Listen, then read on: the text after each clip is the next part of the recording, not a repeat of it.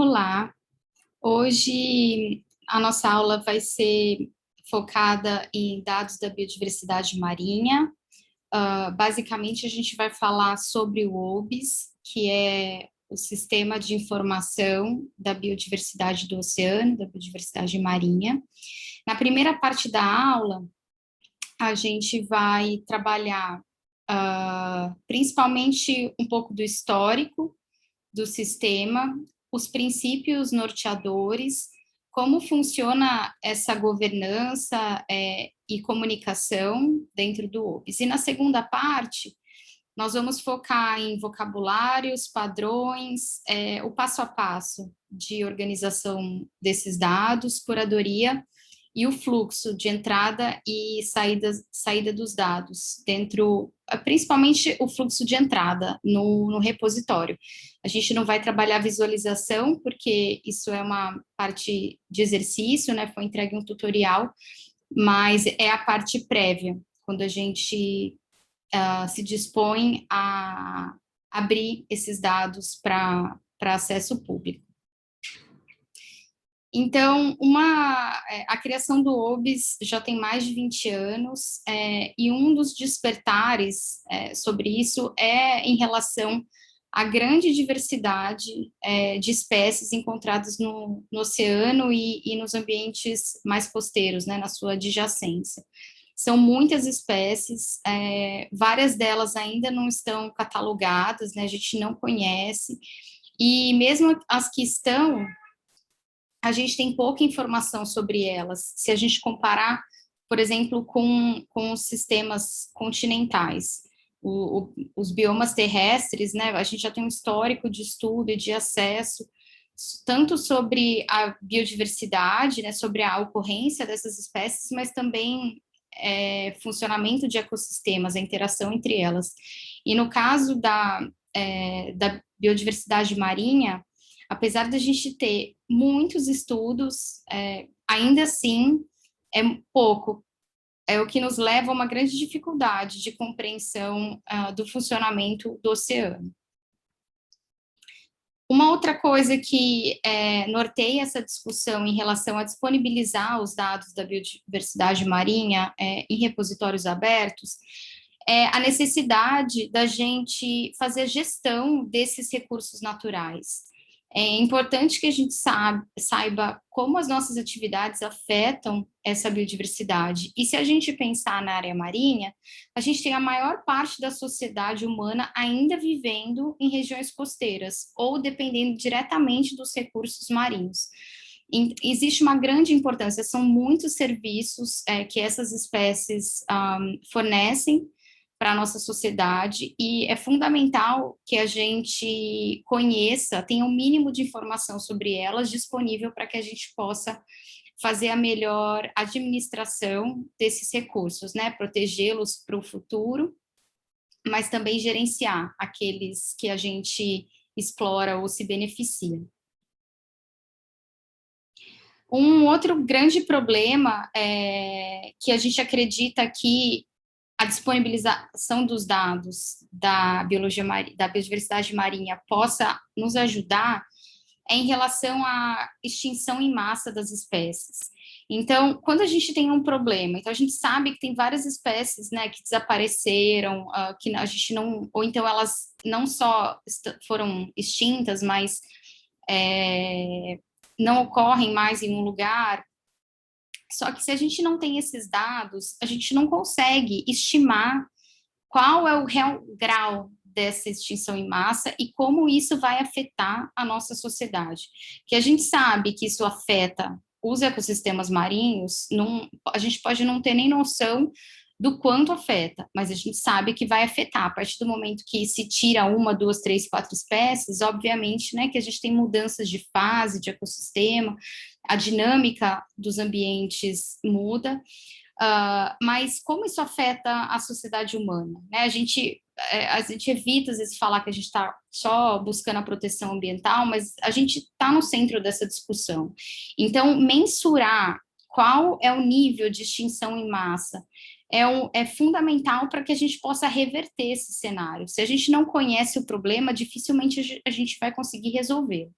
Então, é uma das causas, né, um dos grandes objetivos que a gente tem é trazer dados para que a gente possa fazer essa estimativa, né, não só de extinção, mas o quanto que a gente impacta, as nossas atividades têm impactado a biodiversidade marinha. Uma outra questão que bate na nossa porta o tempo inteiro são as mudanças globais ocorrendo de forma sinérgica. Então, dificilmente a gente consegue fazer um estudo que a gente considere um único fator de variação. A maior parte dos locais costeiros, principalmente, onde se concentra uma grande parte da biodiversidade marinha, ou pelo menos aquela que a gente depende de muitos dos serviços, existem muitas mudanças acontecendo naqueles ecossistemas ao mesmo tempo, né? Desde um alto nível de poluição marinha, uma intensa exploração pesqueira, mudanças climáticas, né? Alterações de temperatura, de dinâmica oceanográfica. Então, são vários processos forçantes de variação acontecendo em larga escala ao mesmo tempo, e se a gente não tiver o conhecimento básico de ocorrência das espécies ou de variação de ocorrência das espécies, dificilmente a gente vai saber o efeito, vai conseguir mitigar, né, ter ações que propriamente vão ter um efeito sobre a proteção ou a melhora na qualidade ambiental dos sistemas marinhos. Quando a gente pensa todas essas necessidades, eu falei aqui de forma geral, mas o que a gente quer de avanço? Os sistemas da biodiversidade marinha, ou todos os esforços para que esses dados sejam produzidos, né, por todos, tem tantos projetos científicos, outros projetos que não têm caráter científico, mas estão produzindo informação sobre a biodiversidade. A gente quer que haja uma aceleração na geração desse conhecimento.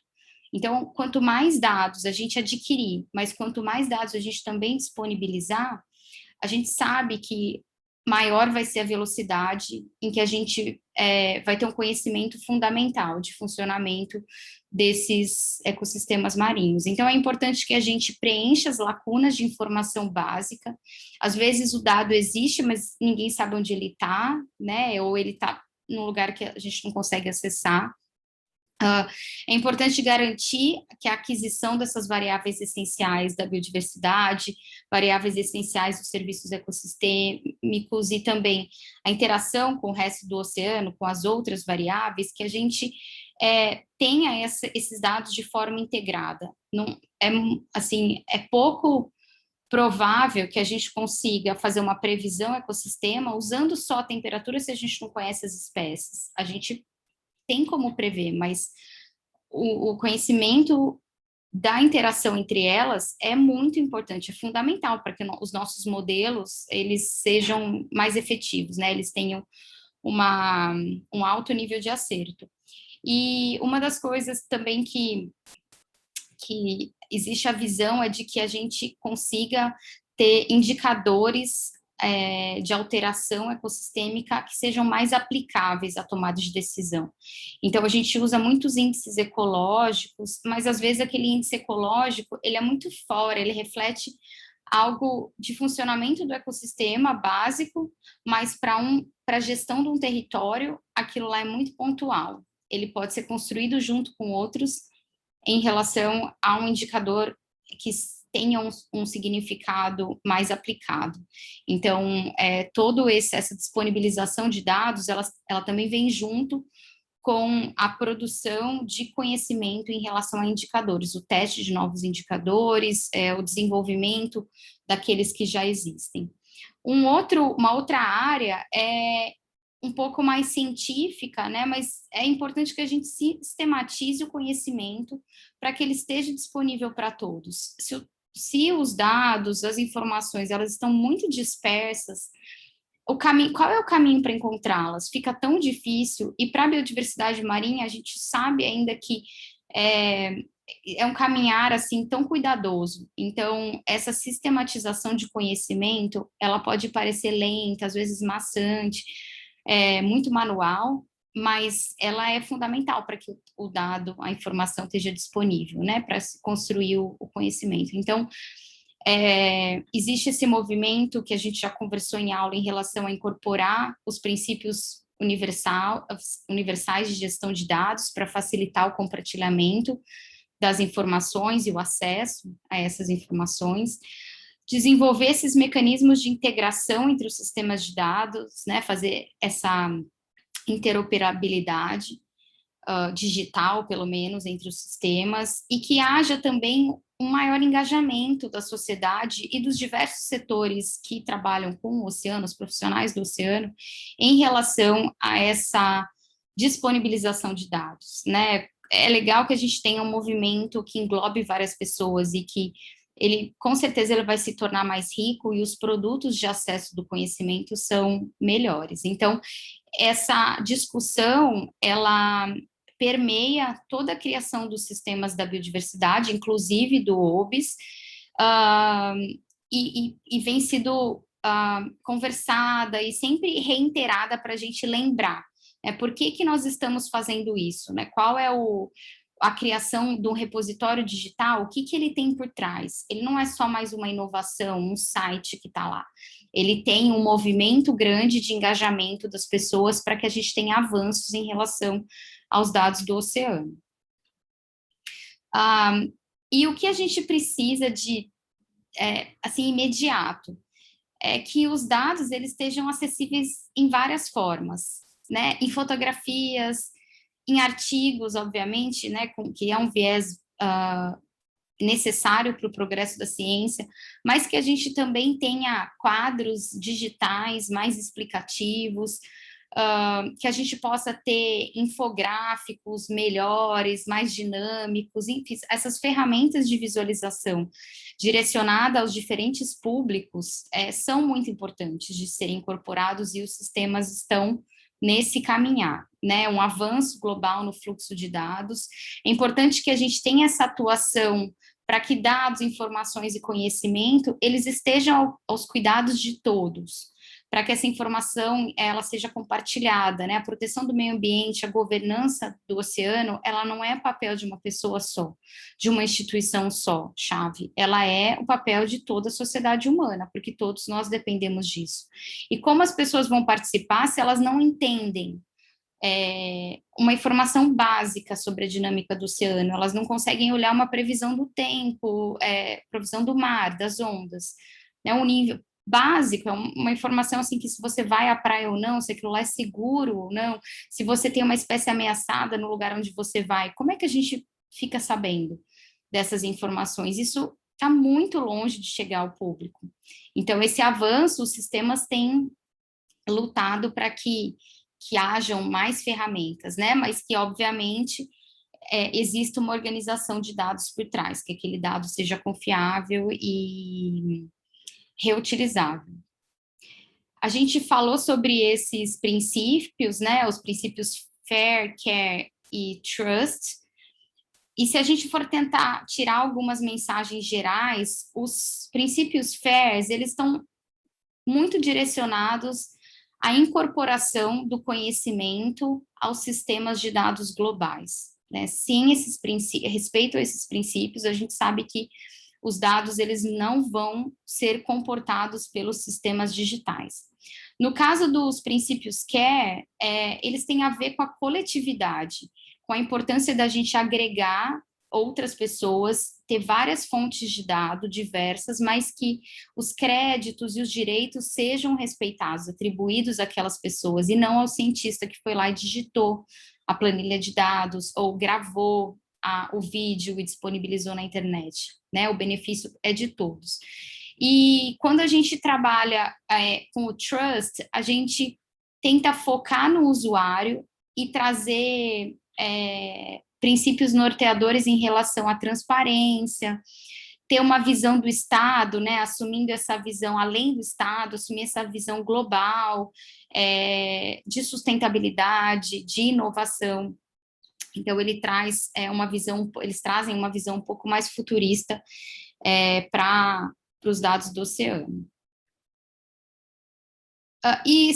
Quando a gente pensa nas fases desses sistemas, né, aquele caminho que a gente tem visto. A gestão do conhecimento da biodiversidade marinha. Então, ela passa do sistema de dados, o compartilhamento desses dados. É importante a gente pensar na governança, os atores, quem são as pessoas que fazem parte, e o que a sociedade tem a ver com isso, né? Que os sistemas sejam focados em questões aplicadas à sociedade. Então, a gente pensa do mar para o dado, e depois do dado para o usuário, como esses sistemas podem evoluir, quem participa e quem consegue aprimorar esse sistema para os avanços da sociedade e quais são as necessidades fundamentais das pessoas. Muitas vezes não adianta a gente construir um sistema que a gente acha maravilhoso cientificamente, mas que só uma parcela da comunidade consiga usar. Obviamente que tem sistemas para cada usuário, mas será que a gente não pode, no mesmo sistema, abraçar vários setores da sociedade, se a gente trabalhar de forma conjunta? Então, o OBS também tem esse pensamento na sua Constituição. Então, agora, para começar a falar sobre o OBS, né, a gente fala muito essa sigla, mas é o Ocean Biodiversity Information System.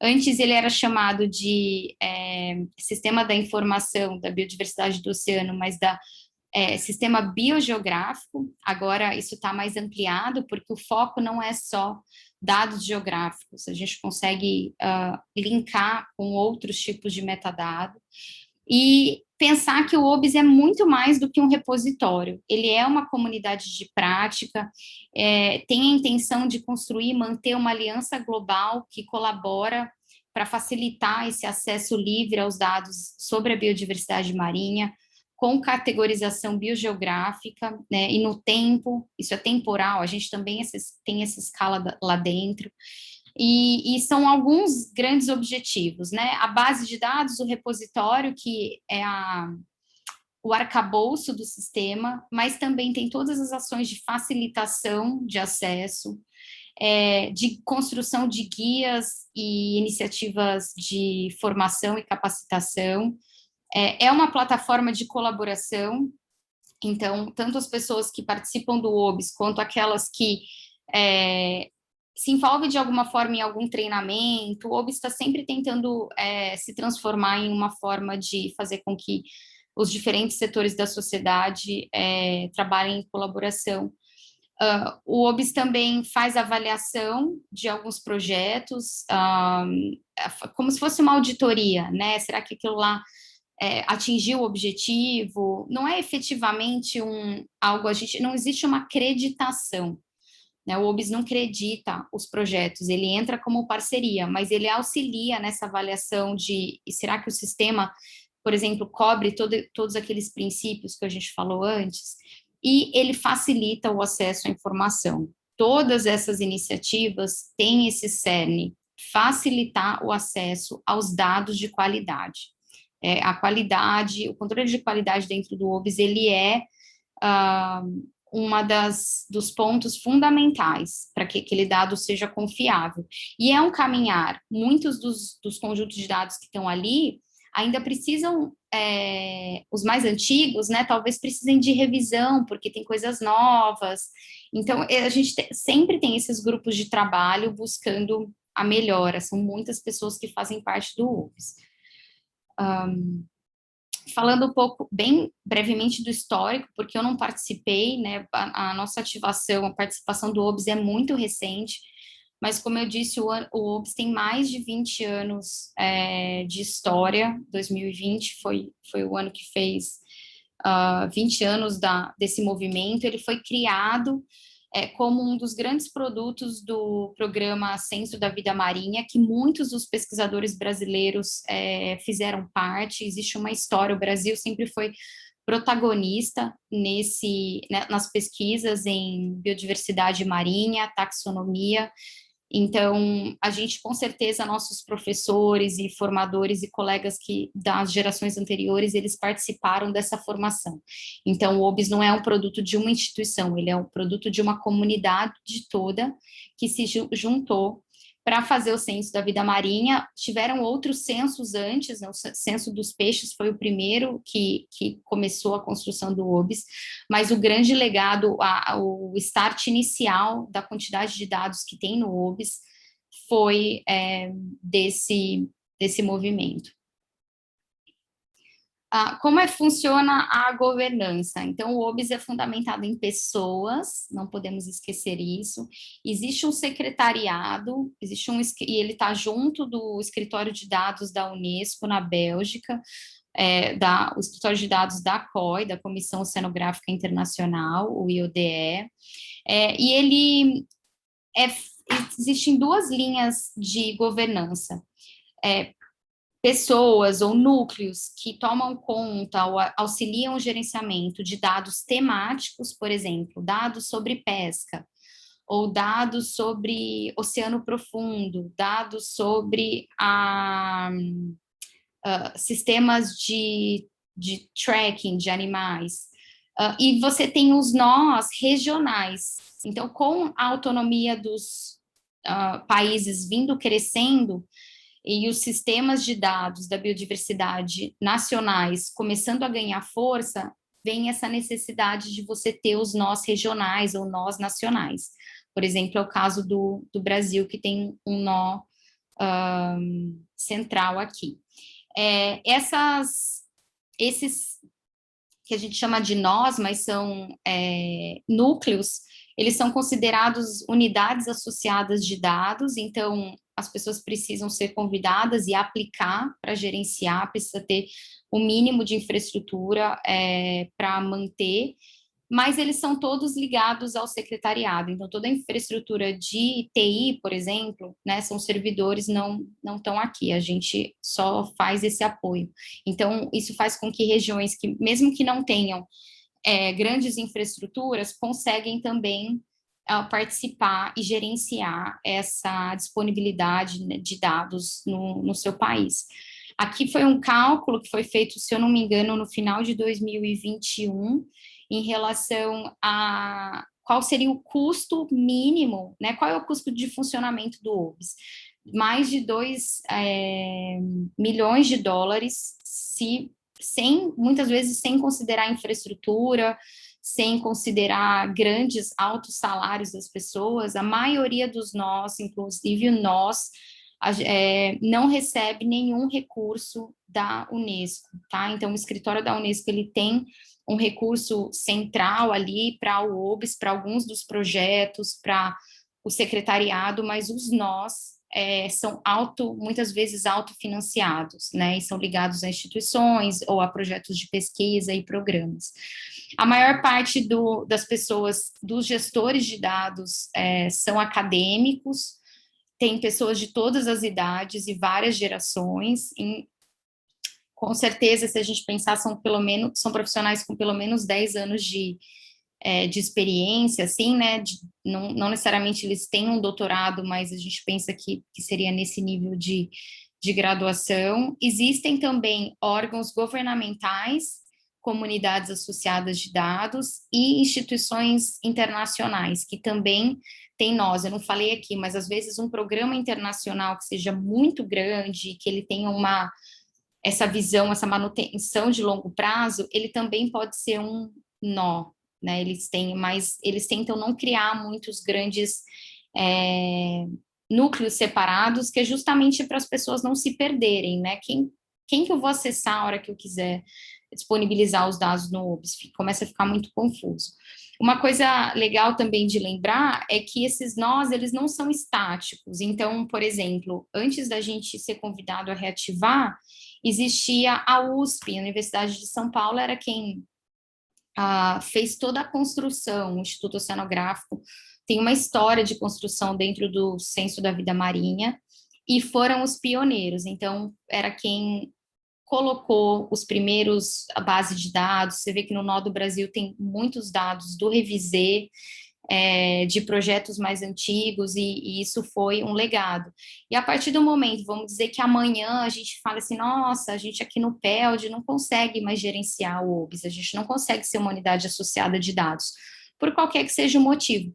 A gente pode pedir a transferência disso dentro da Unesco, do nó para uma outra instituição, ou mesmo o próprio OBS vai convidar, né? Geralmente eles convidam pessoas que estão envolvidas em projetos, que já disponibilizam dados no OBS, que estão nessa discussão nacional e internacional dos dados. No caso do Brasil, a gente é uma unidade associada que responde à Marinha, né? A Marinha do Brasil é a nossa representante na COI, então, em termos de regulamentação, nós somos uma unidade associada subordinada à Marinha do Brasil, apesar de institucionalmente a gente não ter ligação nenhuma, tá?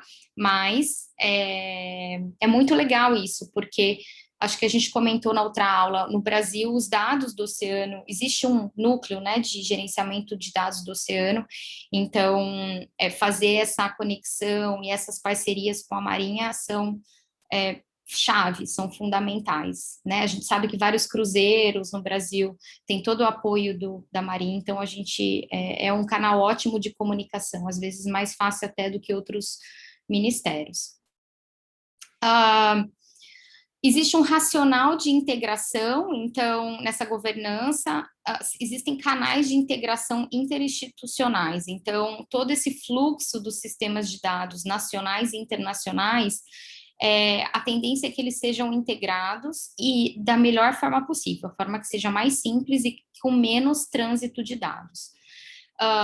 Existe uma questão da conexão interredes e intersistemas, então, é muito prezado que a formatação dos vocabulários e padrões ele esteja ligado aos avanços da comunidade científica e eles façam sentido também para as outras comunidades, mas hoje em dia quem gera a maior quantidade de dados do oceano são os cientistas, é a ciência oceânica, então precisa estar no mínimo dos padrões, né? Os padrões mais usuais eles precisam ser incorporados pelo OBS.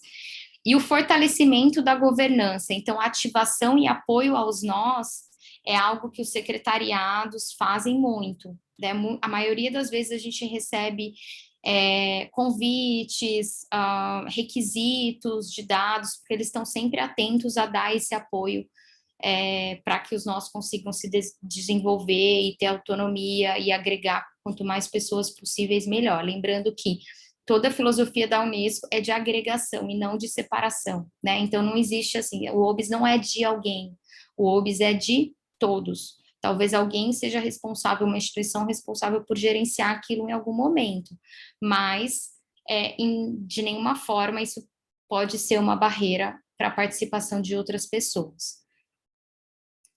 O OBS também tem o papel de potencialização, então, dá suporte na manutenção e atualização do sistema, como o OBS é construído, né, o repositório é construído em cima de uma outra infraestrutura da biodiversidade geral, toda atualização é informada e a gente, às vezes, precisa fazer uma capacitação ou curso para entender e passar isso para os provedores de dados. Inovação, então, o máximo possível de novas ferramentas e busca de soluções são incorporadas ou estão ali na lista de to-do do OBS. E o crescimento da rede, né, integração com projetos e programas-chave, isso é fundamental. Então, principalmente aqueles que têm uma duração maior, uma abrangência maior, mas isso não desmerece os dados que são pontuais, porque se a gente pensar o balanço da quantidade de dados que é produzido, tudo bem, por um sistema de, né, um programa de pesquisas ecológicas de longo prazo, como o PELD, mas o PELD não produz provavelmente nem 1/10 de toda a informação que é gerada na costa brasileira por outros centros científicos. Então, existe essa integração com projetos e programas de maior abrangência, porque eles, em geral, precisam disponibilizar esses dados numa velocidade grande e produzem uma quantidade de dados num tempo menor, mas é fundamental que as outras instituições, os outros projetos. Às vezes você tem uma ocorrência, duas, não importa. Se aquela ocorrência de uma espécie, por exemplo, que nunca foi colocada, ela tem o seu valor. Quanto mais dados, melhor. Alguns dos exemplos de sucesso, então, o OBS participa de um monte de projetos diferentes, mas eu vou colocar aqui os que são, talvez agora estão mais ativos, mas um deles é o PECMAN, que o OBS tem participado, né, lidera essa gestão de dados, e mesmo o programa, a coordenação do projeto, de alguns projetos da biodiversidade em ilhas do Pacífico, principalmente para a construção de alertas de bioinvasão. A gente sabe que são sistemas coralinos super sensíveis, então o OBS participa, existe financiamento, né, direcionado para isso. É um projeto e que tem trazido muitas ferramentas para o sistema geral do OBS. A parte de dados genéticos, eles têm uma grande, né, uma linha dentro desse projeto que é focada nos dados genéticos, e tudo que eles conseguem fazer de modelo e avanço é incorporado, e a gente consegue trabalhar no sistema geral do OBS. Um segundo caso de super sucesso, provavelmente, é a conexão com o sistema global de observação do oceano e o sistema, a rede de observação da biodiversidade marinha, o MBOM. Então, o OBS constrói e participa desse desenvolvimento das variáveis essenciais do oceano, das variáveis da biodiversidade, dos indicadores ecossistêmicos, né? Existe um arcabouço, esse Bone in a Box, que é um formato, uma estratégia que pode ser aplicada em outros lugares. Então o OBS faz parte de toda esse desenvolvimento, e isso é uma das coisas que puxa outras pessoas a participar, como o MBOM, né, desculpa as siglas, mas e o GUS são programas de grande abrangência. É uma forma que o OBS tem de captar mais colaboradores e pessoas que possam estar envolvidas, ou, por exemplo, gerenciar um nó em algum lugar onde ainda não tem essa função. Aqui eu coloquei só alguns programas e projetos nacionais que estão envolvidos aqui no Brasil, que são provedores de dados para o OBS. Eu coloquei só os mais recentes, desde que a gente reativou. Então, aqui a gente tem dados do PELD, a gente tem integração com o CIBBR, projetos junto com a Unifesp, a gente tem o BioGeomar, que é um programa grande, que tem vários cientistas também envolvidos, financiados pela Fundação Boticário. A gente tem participação, então tem dados gerados por ciência cidadã. Enfim, só para dar um geral aqui, né? Programas parceiros, mas existem muito mais. É um mundo, né? Todos ali que tem a pessoa, a partir do momento que a pessoa colabora com uma, duas, ou mesmo que fossem milhares de ocorrências de espécies, esses dados são o cerne fundamental do OBS. Então, assim, muito gratificante, né, a gente ver esses dados, ver esse fluxo e esses avanços, e quais são os produtos, os estudos depois gerados, bem legal. Alguns programas internacionais que o OBS também atua, eu coloquei aqui alguns programas da década do oceano, que foram endossados pela década, né, não são da década, eles têm o apoio da década, mas são programas internacionais grandes, no caso o Marine Life 2030, vários nós do OBS participaram do desenvolvimento, inclusive a gente, o secretariado do OBS faz parte da coordenação conjunta. Aqui o MBOM, né, eu já tinha colocado, mas o MBOM criou também um programa focado na parte genética, e o OBS faz parte. O projeto Nautilus, que é um programa mais particular, feito por grandes ONGs, mas que também o OBS foi convidado a colaborar para a criação do programa e as estratégias de de gestão de dados e avanço, é um programa super inovador, assim, com um financiamento grande, e é um dos chave que participam das boas práticas, ou das melhores práticas, né, o sistema de melhores práticas do oceano, o OBS participa. Agora, só para terminar essa primeira parte, a gente está quase acabando, então, quais são os princípios fundamentais? Garantir que haja essa participação e engajamento amplo da sociedade, quanto mais pessoas melhores, quanto mais público, como essa linguagem a gente conseguir trabalhar melhor para o oceano, porque não é uma questão do OBS, poderia ser um outro sistema, são vários sistemas conectados, sistemas locais de um projeto que está ligado ao OBS, ou que usa o arcabouço do OBS para poder disponibilizar os seus dados. Então, garantir essa participação e engajamento amplo é muito importante. São sistemas digitais de relativamente fácil acesso, né? Quando a gente tenta acessar os dados do OBS, eles estão ali, você não precisa fazer cadastro. Compreender esse sistema de uma forma mais holística e dinâmica, né? Quando a gente traz um volume grande de dados de muitos lugares do oceano, a gente consegue ter uma visão melhor do planeta. A gente tem pensado tanto em mudanças globais, se a gente não tem dado da biodiversidade em escala global, como é que a gente vai fazer a gestão e entender esse impacto, e mitigar, e melhorar, e trazer soluções? Então, essa visão de larga escala, ela traz, é um dos legados do OBS, e solucionar problemas de curto prazo e nos preparar para o futuro, né? Então, o OBS, ele é aberto, é um sistema sempre em construção, incorporando novas ferramentas e novas necessidades de quem lida com as espécies que estão nos ecossistemas marinhos. E o que a gente espera, né, o que a gente quer, é uma revolução nessa visão de mundo, de governança sobre a vida no oceano. Não dá mais para a gente ficar centralizando ou colocando um dado, uma informação que pode ter utilidade pública, só dentro, ter um impacto, aquela informação local, né? Por que não disponibilizar? É preciso a gente mudar um pouco dessa nossa visão de mundo, por que a gente pensa assim, né? O que nos leva a não digitalizar as nossas planilhas?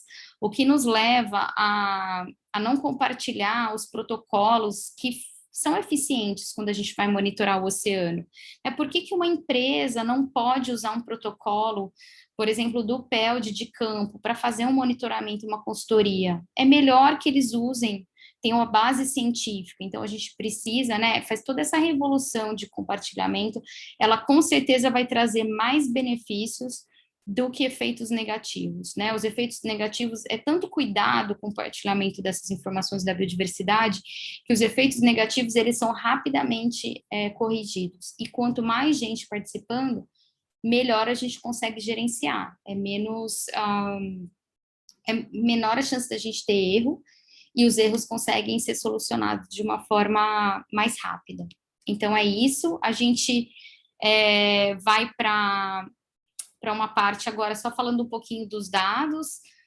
Aqui eu trouxe, então, existem atualmente, hoje, 4.408 conjuntos de dados no OBS. A gente tem espécies registradas como presentes, né? Então, registros de ocorrência de mais de 99 milhões de registros, muitos dados associados a essa informação, a esse dado central de ocorrência de espécies. Quando a gente fala aqui measurement or fact, são, por exemplo, informações de abundância, informação do sedimento marinho, da onde a gente coletou aquela espécie, ou a temperatura, são N dados acessórios, e a gente tem aproximadamente 159 mil espécies aceitas, ou seja, a maioria das espécies que já estão catalogadas no sistema de registro da vida do oceano, elas são incorporadas ao OBS. E as que não foram ainda, elas podem ser, porque o sistema de taxonomia é ligado ao OBS. E a gente vai acabar por aqui, e daqui a pouco vem a próxima parte. Um abraço.